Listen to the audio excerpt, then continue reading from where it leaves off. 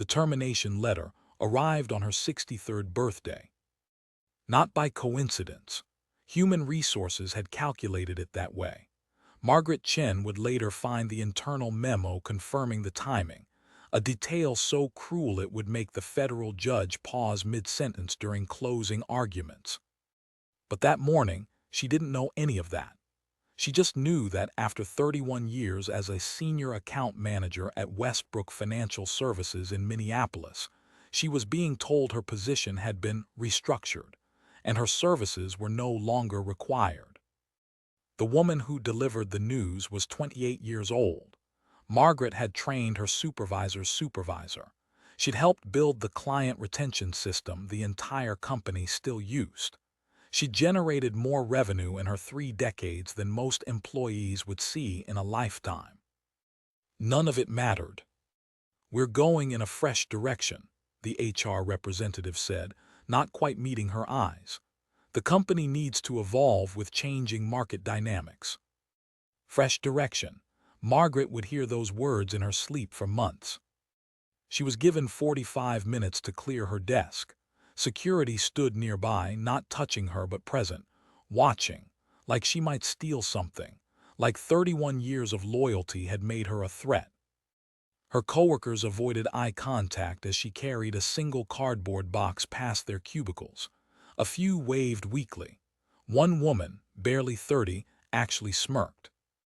That image would stay with Margaret longer than the termination letter itself. What she didn't know, what no one outside the executive floor knew, was that her termination was part of a larger pattern. 17 employees over 55 had been let go in the past 8 months, each one for different reasons. Each one replaced within weeks by someone younger, cheaper, more aligned with company culture. The pattern was deliberate. The pattern was documented, and the pattern would eventually destroy careers far more powerful than Margaret's. But first, it would nearly destroy her. The unemployment office in downtown Minneapolis smelled like desperation and industrial cleaner. Margaret sat in a plastic chair designed for someone half her age, filling out forms that asked her to summarize 3 decades of professional experience in boxes too small for complete sentences. The case worker was efficient but distracted. She processed Margaret's claim without looking up more than twice. "Any health issues preventing you from seeking employment?" she asked. Margaret hesitated. Her blood pressure had been creeping up for years. Her doctor had recently mentioned concerns about her heart. "Stress," he'd said. "You need to reduce your stress." "No," she said. "Good. You'll need to apply for at least 4 positions per week to maintain eligibility. Document everything." 4 positions per week. Margaret had been on the hearing side for most of her career. She knew what happened to resumes from applicants over 60. They went into a separate pile. The polite phrase was overqualified. The honest phrase was something else entirely. She'd been on the other side of that decision more times than she wanted to admit. Now she understood what that pile felt like from inside. 8 weeks of applications, 47 submissions, 3 callbacks, 0 offers. Each rejection was polite. Each rejection was vague. Each rejection felt like a door slamming shut with increasing finality. "We've decided to go with a candidate whose experience more closely aligns with our current needs. While your qualifications are impressive, we're looking for someone who can grow with the company long-term. We need someone with a more contemporary skill set." Contemporary, fresh, long-term. The language was consistent enough to form a pattern but slippery enough to avoid legal trouble. Or so they thought. Margaret's savings began to dwindle. Her mortgage was manageable but relentless. Her husband, Robert, had retired 2 years earlier after his trucking company downsized. His pension covered basics, but not emergencies. They started eating dinner earlier to save on electricity. Small adjustments that felt like surrenders. Robert never complained. He'd watch her at the computer for hours each evening, tailoring cover letters, researching companies, trying to present 31 years of expertise in ways that didn't make her sound old. "You're not old," he'd say. "I'm old enough to be invisible," she'd answer. The medical bills started arriving in month 3. Robert's back had been bothering him since his trucking days, and an MRI revealed the kind of news that required follow-up appointments, specialist consultations, and the growing awareness that their insurance situation had become precarious. Margaret's COBRA coverage was bleeding them dry. The alternative was going uninsured while she searched for work. She chose COBRA, she chose debt. She chose to believe the next application would be different. The breaking point came during an interview at a marketing firm in St. Paul. Margaret had been invited in based on her resume. The position was senior client relations, exactly her skill set. The interviewer was a man in his mid-30s named Derek. He wore expensive sneakers and a t-shirt that probably cost more than Margaret's interview suit. He kept her waiting for 40 minutes. When he finally appeared, he glanced at her resume like he was seeing it for the first time, which she realized he probably was. "So," he said, leaning back in his chair, "tell me about yourself." Margaret began the story she'd refined over dozens of rejections, her experience, her achievements, her ability to adapt to changing market conditions. She'd learned to emphasize flexibility, digital literacy, growth mindset, all the buzzwords that were supposed to make her sound young. Derek nodded without listening. She could tell. After 31 years of client management, she knew exactly when someone had already made their decision and was just going through the motions. "Can I ask you something?" he interrupted. "Of course." "How do you stay current? I mean, things move fast in this industry, really fast, and he paused, smiled in a way that wasn't quite a smile. "You're more experienced than most of our team, combined." More experienced. The phrase was a weapon dressed as a compliment. "I've adapted to every major shift in this industry for 3 decades, Margaret said, keeping her voice even. "I learned digital marketing before most of your team was in high school. I've survived 3 recessions, 2 complete industry overhauls, and the transition from paper to cloud. I stay current because standing still was never an option." Derek's smile flickered. He wasn't used to being challenged. Right. But here's the thing, and I'm just being honest with you because I think you deserve honesty." He paused like he was about to deliver a gift. "Our culture here is pretty high energy. Lots of late nights, team outings, that kind of thing. We need people who can, keep up." "Keep up." Margaret felt something shift inside her. Not anger, she was past anger, something colder, clearer. "I appreciate your honesty," she said, standing. "Let me return the favor. I've managed more late nights than you've had birthdays. I've kept up with changes you haven't even heard of yet. And when your high-energy culture burns out everyone on your team in 18 months, you'll need someone who understands that experience isn't a liability. It's a survival skill." She left before he could respond. In the parking lot, she sat in her car for 20 minutes, hands shaking, wondering if she'd just destroyed her last chance. She didn't know it yet, but that interview would become evidence. Derek's words, "keep up," would appear in court documents 14 months later. The lawyer's office was in a building that had seen better decades. The elevator groaned. The carpet was worn. The waiting room chairs were older than Margaret. But the woman behind the desk had a reputation. Carmen Reyes had been practicing employment law for 24 years, mostly in cases no one else would take. She'd won verdicts against companies that could afford to fight forever.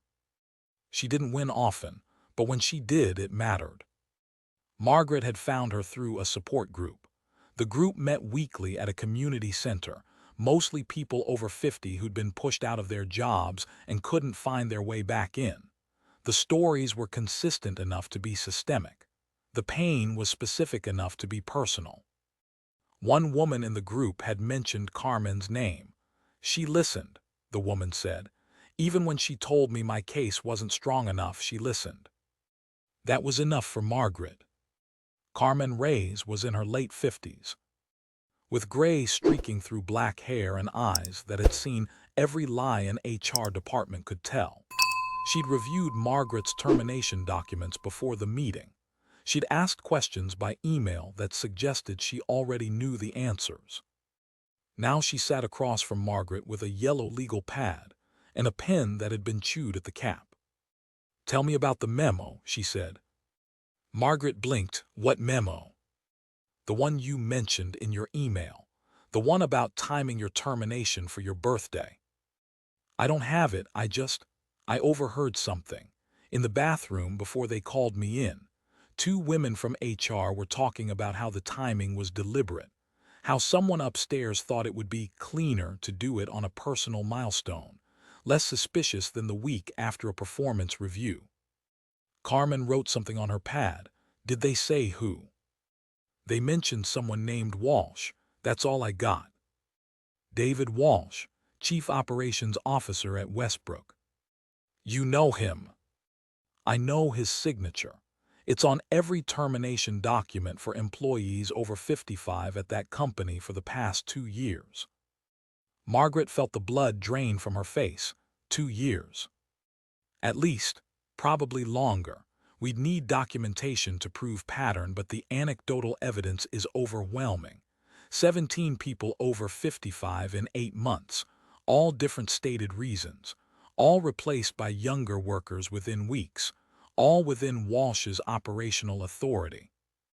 That's discrimination.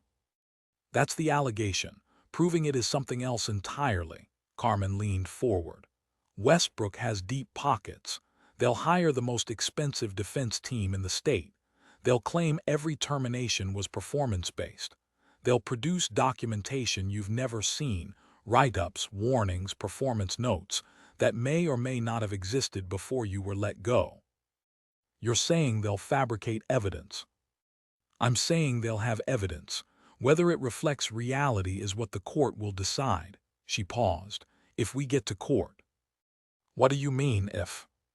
"Most of these cases settle. Companies pay enough to make the plaintiff go away, not enough to admit wrongdoing. Non-disclosure agreements ensure no one ever talks about it publicly. The pattern continues. The next person gets pushed out. Nothing changes." Margaret thought about the support group, the faces, the stories, the way each person carried their rejection like a private shame. "I don't want to settle," she said. Carmen studied her for a long moment. Settlement might be the smart choice. You'd get compensation. You'd move on. You'd avoid the stress of a trial that could take years. And nothing would change. And nothing would change. Silence stretched between them. "What would you do?" Margaret asked. "I'm not the one who has to live with the consequences." "That's not an answer." Carmen set down her pen. "I've been practicing employment law for 24 years. I've seen hundreds of people walk through that door with stories just like yours. Most of them settle. Most of them move on. Most of them spend the rest of their lives wondering what would have happened if they'd fought. And the ones who fight, some of them lose badly. They end up worse than when they started, financially, emotionally, physically. Litigation is warfare, and warfare has casualties. And the others, the ones who win." Carmen smiled for the first time. It wasn't a happy smile. It was something fiercer. "They change things, not always enough, not always permanently, but they force the world to acknowledge what happened to them. They make the invisible visible." Margaret thought about her husband, about their savings, about the medical bills accumulating on the kitchen counter. She thought about the smirk on that young woman's face as she'd walked out of the building with her cardboard box. She thought about Derek and his expensive sneakers, telling her she couldn't keep up. She thought about all the people in that support group who would never be in this office, who would never have this conversation, who would carry their rejection into their graves believing they'd done something to deserve it. "I want to fight," Margaret said. Carmen nodded like she'd expected the answer. Then we start with discovery, and we pray David Walsh left a paper trail. He had. The discovery process took 6 months. Westbrook's lawyers fought every request, claimed every privilege, delayed every deadline. They filed motions to dismiss. They questioned Margaret's standing. They produced character witnesses from her former workplace who claimed she'd been difficult to work with and resistant to change. None of it was true. All of it was documented. But Carmen had subpoena power and she knew how to use it. Email servers, HR files, calendar entries, text messages. The memo appeared on a Tuesday afternoon, buried in a folder of internal communications that Westbrook's IT department had failed to purge completely. It was dated 3 days before Margaret's termination, sent from David Walsh to the head of Human Resources. The subject line was, "Chen Transition Timeline." The body was 3 paragraphs of corporate euphemism that Carmen translated for Margaret during a meeting at a coffee shop, because her office felt too small for what they'd found. First paragraph establishes that your performance reviews for the past 5 years have been satisfactory to excellent. No disciplinary actions, no warnings, no concerns raised by supervisors. Margaret nodded. She'd known that, but seeing it in writing felt like validation. Second paragraph discusses organizational realignment and the need to cultivate a more dynamic team culture. That's code for bringing in younger workers. Margaret had suspected as much. Third paragraph is where it gets interesting. Carmen slid the printed memo across the table. Read the last 2 sentences. Margaret read them, then read them again. Suggest completing transition on or around personal milestone date to minimize visibility of pattern.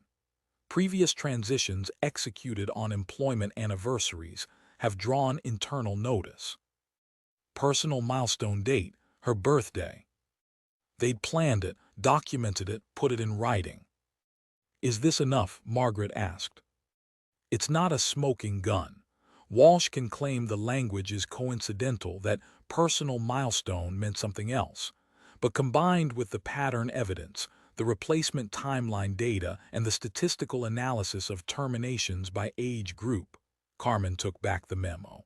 It's a case, a real case. What happens now? Now we file. And now Westbrook has to decide whether they want this memo entered into public record. For the first time in months, Margaret felt something she'd forgotten existed. Hope. The trial was scheduled for April, then delayed until June, then pushed to September. Westbrook's legal team used every procedural tool available to stretch the timeline, betting that Margaret would run out of money or patience before they ran out of delays. They underestimated her. Robert's back surgery happened in July. The bills were staggering. Their savings account dropped to 4 figures. Margaret took a part-time job at a garden center, working the cash register for minimum wage, enduring the pitying looks of customers who recognized her from her former life. She was invisible in a different way now, invisible by choice. Every shift was money for the legal fund. Every humiliation was fuel for the courtroom. Carmen worked on contingency, but there were still costs: court fees, expert witnesses, document preparation, the kind of expenses that accumulate like snow until suddenly you're buried. Margaret's daughter, Jenny, offered to help. Margaret refused. Jenny had her own family, her own mortgage, her own life. This fight wasn't hers to carry.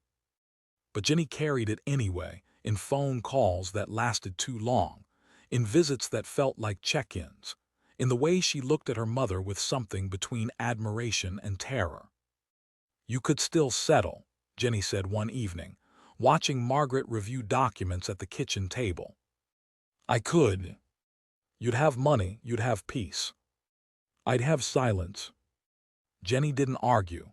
She understood, even if she couldn't fully accept it. Some fights were about more than winning. Some fights were about refusing to disappear. The Hennepin County Courthouse was newer than Margaret expected. Clean lines, modern security, the kind of architecture designed to project authority without warmth. The courtroom was smaller than the ones on television. No gallery packed with spectators. No dramatic lighting. Just fluorescent fixtures, wooden pews, and a judge's bench that looked almost ordinary. Judge Helen Markham was in her late 60s. This detail felt significant to Margaret, though Carmen warned her not to assume it would influence the proceedings. Judges follow the law, Carmen said. If they're good judges anyway, Markham's good. David Walsh was in the courtroom. Margaret had never seen him before. He'd been an abstract signature on documents, a name in emails, a decision-maker whose decisions had rearranged her life without her consent. He was smaller than she'd imagined, gray at the temples, expensive suit, the kind of face that conveyed competence without character. He didn't look at her. The trial lasted 4 days. Westbrook's defense was exactly what Carmen had predicted. Every termination was justified, every replacement was coincidental, every pattern was explained by evolving business needs. Their witnesses were polished. Their documents were thorough. Their arguments were delivered with the calm confidence of people who had done this before and expected to do it again. But Carmen had the memo, and Carmen had the data, and Carmen had Margaret. On the 3rd day, Margaret took the stand. The cross-examination was brutal. Westbrook's lead attorney was a man named Harrison, silver-haired and patrician, with a voice that suggested he'd never been contradicted in his life. He questioned her performance. He questioned her adaptability. He questioned her memory, her motives, her mental state. "Isn't it true," he said, leaning into each word, "that your termination had nothing to do with your age and everything to do with your inability to meet changing expectations? No. Isn't it true that you resisted new technologies, new processes, new ways of serving clients? I adapted to every change the company made for 31 years. I have the evaluations to prove it. And isn't it true that your lawsuit is simply a way to assign blame for your own professional failures?" Margaret felt the anger rise, hot and familiar. She let it pass through her without taking hold. "I spent 31 years making Westbrook profitable," she said. "I trained the people who fired me. I built systems your client still uses every day. And when they decided I was too old to be valuable, they documented their decision in a memo, timed my termination to my birthday, and told me to clear my desk in 45 minutes. She turned to face the jury. 12 faces ranging from mid-30s to early 70s. Some looked away. Some held her gaze. "I'm not here because I failed. I'm here because I refused to disappear." Silence held the courtroom for 3 full seconds. Harrison had no follow-up questions. The jury deliberated for 9 hours. Margaret waited in a small room with Carmen, drinking vending machine coffee and reading the same paragraph of a magazine over and over without absorbing any of it. Robert called twice. Jenny called 3 times. Margaret answered none of them. She couldn't speak. She'd said everything she had to say on the witness stand. Now all that remained was waiting. The verdict came at 4:47 p.m. on a Thursday. The foreperson was a woman in her 50s, a retail manager from Bloomington. She stood, unfolded a piece of paper, and read the words that would change everything. "On the count of age discrimination in violation of the Age Discrimination in Employment Act, we find in favor of the plaintiff." Margaret heard the words. She didn't feel them, not yet. "On the count of willful violation, we find in favor of the plaintiff." Willful, that meant enhanced damages. That meant they believed Westbrook knew exactly what they were doing. "On the count of retaliation, we find in favor of the plaintiff." 3 counts, all in her favor. The damages would be calculated separately, but the number Carmen had mentioned in their last preparation meeting was 7 figures. Enough to cover the medical bills, the legal fees, the lost wages, enough to rebuild what had been taken. But Margaret wasn't thinking about money. She was thinking about the 17 other people who'd been pushed out, the ones who hadn't fought, the ones who'd settled for silence. She was thinking about the support group, still meeting every week in that community center, carrying their rejection like invisible weight. She was thinking about what it meant to be told you were too old to matter, and then to prove, in a court of law, on the record forever, that the people who said it were wrong. David Walsh was looking at her now, for the first time since the trial began. His expression wasn't anger, it wasn't defeat. It was something closer to confusion, like he genuinely didn't understand what had happened, like the rules he'd lived by had shifted beneath his feet and he hadn't noticed until he was falling. Margaret held his gaze for 3 seconds, then she looked away. He wasn't worth the energy. The verdict made local news, then regional news, then something unexpected happened. People started calling. Not reporters, not lawyers, not advocacy groups, though those came later. Regular people, people who'd been pushed out of jobs they'd held for decades, people who'd been told they were overqualified or couldn't keep up or weren't the right fit. People who'd believed until they read Margaret's story that what happened to them was their own fault. They called Carmen's office. They sent letters to the courthouse. They tracked down Margaret's home address and left notes in her mailbox. Each story was different in its details. Each story was identical in its pain. A teacher in Ohio, let go after 28 years and replaced by a recent graduate willing to work for less. A nurse in Arizona, pushed into early retirement after a hospital restructuring that eliminated everyone over 60 from her department. A salesman in Georgia, told his numbers were slipping when his numbers had never been higher, forced out so his territory could be given to his manager's nephew. Hundreds of letters, hundreds of stories, hundreds of people who'd been invisible. Margaret read every single one. The appeal came, as Carmen had predicted. Westbrook's lawyers filed motions, challenged the verdict, questioned the judge's instructions to the jury. The process took another 14 months. Margaret waited. She'd learned patience during those first months of unemployment, when every application felt like shouting into a void. She could wait a little longer. Robert's health stabilized after a second surgery.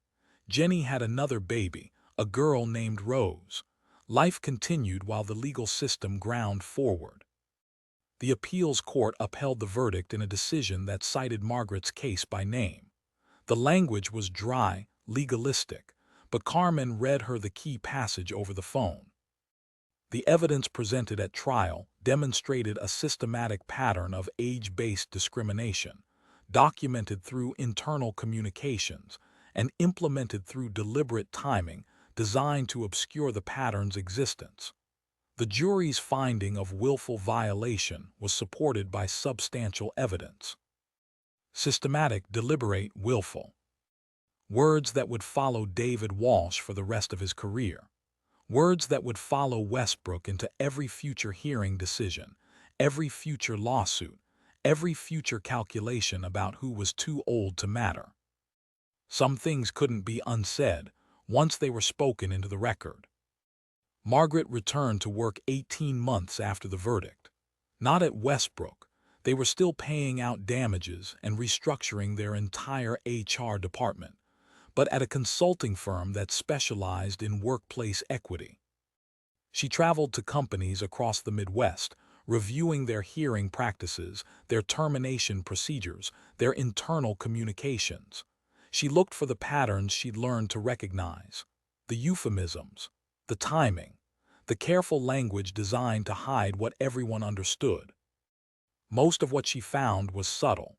Systemic discrimination rarely announced itself. It whispered in the margins of memos, in the assumptions built into interview questions, in the calculations made by people who didn't think of themselves as prejudiced. But sometimes she found the obvious cases, the memos that said too much, the emails that revealed intent, the patterns too stark to explain away. Those cases she documented, those cases she flagged, and sometimes those cases became lawsuits that she followed from the periphery, watching other Margarets stand in other courtrooms and refuse to disappear. 3 years after the verdict, Margaret received a letter from someone she didn't expect. It was handwritten, which was unusual. Most correspondence came through email now, even the personal kind. The return address was a house in Wisconsin. The name was Linda Walsh, David Walsh's wife. Margaret almost threw it away unopened. She held it over the trash can for 30 seconds, feeling its weight, imagining its contents. Then she opened it. The letter was 4 pages long, written in neat cursive that suggested careful thought and multiple drafts. Linda Walsh explained that she'd known nothing about her husband's practices until the trial. She'd believed the company line, the explanations, the assurances that everything was above board. But the verdict had forced her to look harder, to ask questions, to finally see what had been hiding in plain sight throughout their marriage. David hadn't just discriminated at work. He dismissed. He diminished. He treated age as a disqualification for respect in every part of his life, including their home. Linda was 64 years old. She'd been told, in subtle and not-so-subtle ways, that her opinions no longer mattered, that her contributions were relics, that she should be grateful for what she had and stop expecting anything more. The trial had changed that, not because David had changed, he hadn't, and their marriage was over, but because Linda had finally seen the pattern for what it was. "I wanted you to know," she wrote in the final paragraph, "that what you did in that courtroom wasn't just about the workplace. It was about all the ways we're told we're too old to count. I'm not too old. Neither were you. Neither is anyone who refuses to believe them." Margaret read the letter twice. Then she folded it carefully and placed it in the drawer where she kept the verdict, the news clippings, and the first letter she'd received from a stranger who thanked her for fighting.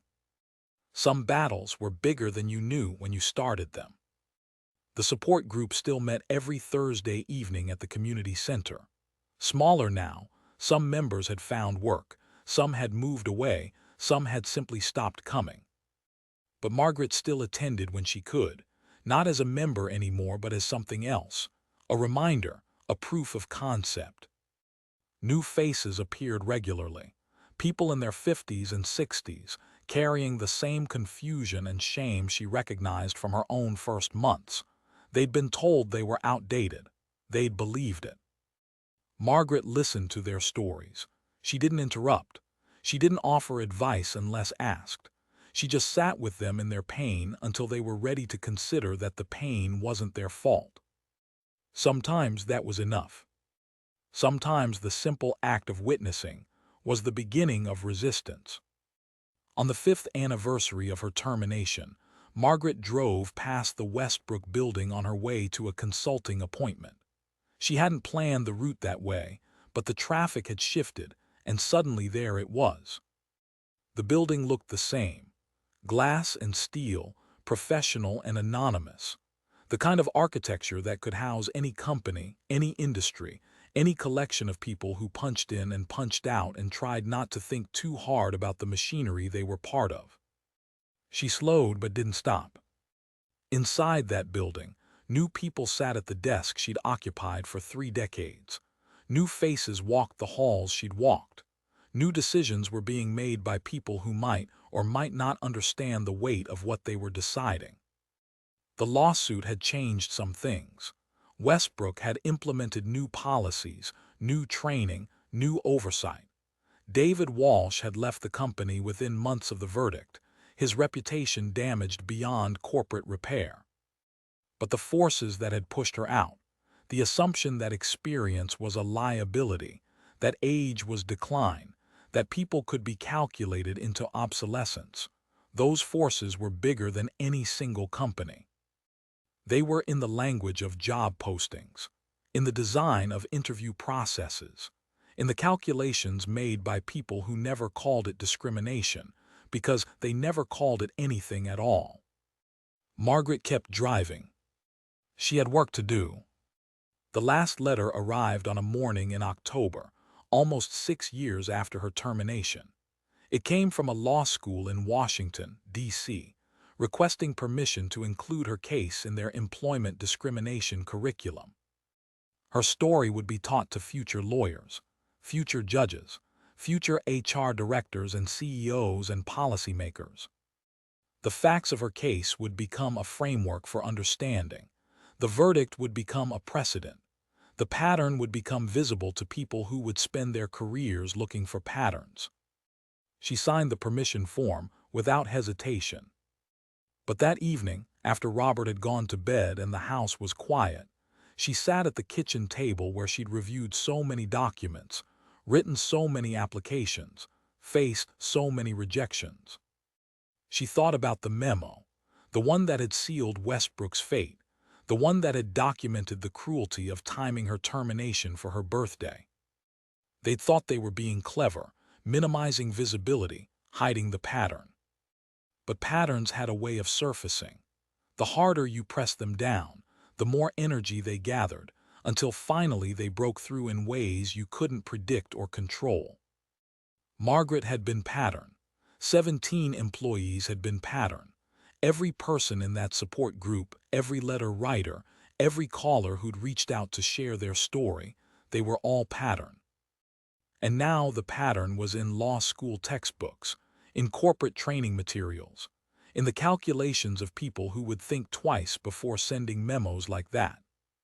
Not because they'd become more ethical, because they'd learned they could be caught. It wasn't justice, not complete justice anyway. The forces were too vast, too entrenched, too woven into the fabric of how business was done. But it was something. It was visibility. It was proof that they'd been wrong. The judge at Margaret's trial had paused mid-sentence during closing arguments. Carmen had mentioned it later, a small detail that stood out. Judge Markham had been reading a portion of the Walsh memo aloud for the jury, the part about timing the termination for a personal milestone date, when she'd stopped. Just for a moment, maybe 3 seconds. Long enough to remove her reading glasses. Long enough to look at David Walsh, then at Margaret, then at the 12 jurors who would decide whether any of this mattered. Then she'd continued reading, her voice unchanged, her face neutral. But Margaret had seen it, the pause, the look. Judge Markham was 68 years old. She'd spent 40 years in law, fighting her way up through a system that hadn't always welcomed women, hadn't always valued experience, hadn't always believed that older meant capable. She knew what that memo meant, not just legally, but personally. She knew what it felt like to be calculated, to be assessed, to be weighed against assumptions that had nothing to do with what you could actually do. She hadn't let it influence the trial. She'd been scrupulous, fair, exactly the kind of Judge Carmen had promised. But she'd paused. And in that pause was everything Margaret had been fighting for. The recognition that this wasn't about policy or numbers or corporate restructuring. It was about people deciding other people didn't count. And other people deciding to prove them wrong. Margaret's granddaughter Rose learned to walk on a Thursday afternoon in spring. Jenny sent a video, 12 seconds of a toddler taking 3 unsteady steps before collapsing into giggles. Margaret watched it 17 times. She was 69 years old. Her hair had gone fully gray. Her hands weren't as steady as they'd been during the trial. The blood pressure medication had become a permanent fixture in her morning routine. But she was working, still consulting, still teaching, still traveling to companies where she'd walk the halls and look at faces and think about who was being calculated, who was being measured, who was being decided about without being asked. She trained 4 younger consultants in the past year alone, passed on what she knew, watched them take the work and make it their own. That was the thing about experience. It wasn't meant to be hoarded. It was meant to be transmitted. The people who'd fired her had never understood that. They'd seen her knowledge as a depreciating asset, something that lost value the longer it existed. They'd wanted fresh, young, unencumbered by all those years of learning. They'd been wrong. Knowledge accumulated. It deepened. It connected to other knowledge in ways that couldn't be rushed or manufactured. What she'd learned in 31 years wasn't obsolete. It was foundation. The garden center where Margaret had worked during the trial had closed. Online shopping, the owner said, changing consumer habits, the same forces that were reshaping every industry. Margaret had attended the closing sale, bought a small potted fern that now sat on her kitchen windowsill. A reminder. The owner's name was Barbara. She was 72. She'd started the business with her husband 40 years ago. Built it into something that mattered to the community, watched it become unsustainable in ways she couldn't control. "You fought yours," Barbara had said, ringing up the fern. "I didn't have anyone to sue, just time, just change." Margaret hadn't known what to say. Some losses didn't have defendants. But she'd stayed in touch. Barbara had started volunteering at the community center, not the support group, a different program, teaching gardening to kids from difficult homes. Different fight, same refusal to disappear. The last time Margaret testified in a courtroom, she was 71. Not her own case. That was long settled. She was an expert witness now, called to analyze patterns in employment data, to explain what systematic discrimination looked like from the inside. The case was in Chicago. A manufacturing company had pushed out its entire senior engineering staff over 18 months, replacing them with contractors half their age at a third of the cost. The patterns were familiar. The language was familiar. The memo she'd been asked to analyze could have been written by David Walsh. She'd prepared her testimony for 3 weeks, reviewed every document, anticipated every objection, practiced her delivery until the words felt like breathing. On the stand, she spoke clearly about what the data showed: the correlation between age and termination, the timing of replacements, the language of internal communications. But the defense attorney tried a different approach. "Mrs. Chen," he said, emphasizing the title in a way that was meant to diminish, "you're 71 years old. Is it possible that your perspective on these matters is colored by your own experience?" Margaret considered the question. "Yes," she said, "my perspective is colored by experience. 31 years of professional experience, followed by 6 years of consulting experience, followed by dozens of cases where I've analyzed exactly these patterns. My perspective is the reason I'm qualified to testify." The attorney tried again. "But isn't it true that someone your age might be biased toward finding discrimination where none exists? Someone my age has spent a lifetime learning to see things that younger observers miss. That's not bias. That's expertise." She held his gaze until he looked away. The jury found for the plaintiff. The last thing Margaret Chen thought about, on the evening of her 73rd birthday, was not the verdict or the appeals or the law school curriculum. It was the first sentence of the termination letter, the one she'd received on her 63rd birthday, exactly 10 years earlier. "We regret to inform you that your position has been restructured." Regret, such a careful word, such a calculated choice. They hadn't regretted anything. They'd planned it, documented it, executed it with precision. The regret was a formality, a cushion, a way of pretending the violence was polite. But here was the thing about regret. It had a way of finding its way to the people who'd actually earned it. David Walsh had left the industry entirely. His reputation never recovered. The last Margaret had heard, he was selling insurance in a suburb of Milwaukee, his corner office days long behind him. Westbrook Financial had paid out over $3 million in damages and settlements. Their stock had taken years to recover. Their recruitment materials now emphasized valuing experience at every level in language that felt like a permanent correction. And Margaret was still here, still working, still teaching, still watching a granddaughter learn to walk and a field of young consultants learn to see. She'd been told she was old news. She'd proven that old news could change the future. The fern on her windowsill needed watering. She could hear Robert in the other room, watching something on television, his laughter carrying through the quiet house. Tomorrow there would be more work, more patterns to analyze, more stories to witness, more people deciding whether to fight or settle or simply surrender to the weight of what they'd been told about themselves. But tonight, Margaret Chen allowed herself a single moment of stillness. 10 years since they'd tried to erase her. 10 years since she'd refused. The termination letter was still in her drawer, beneath the verdict documents and the thank you letters and Linda Walsh's careful cursive. She hadn't looked at it in years. She didn't need to. She remembered every word.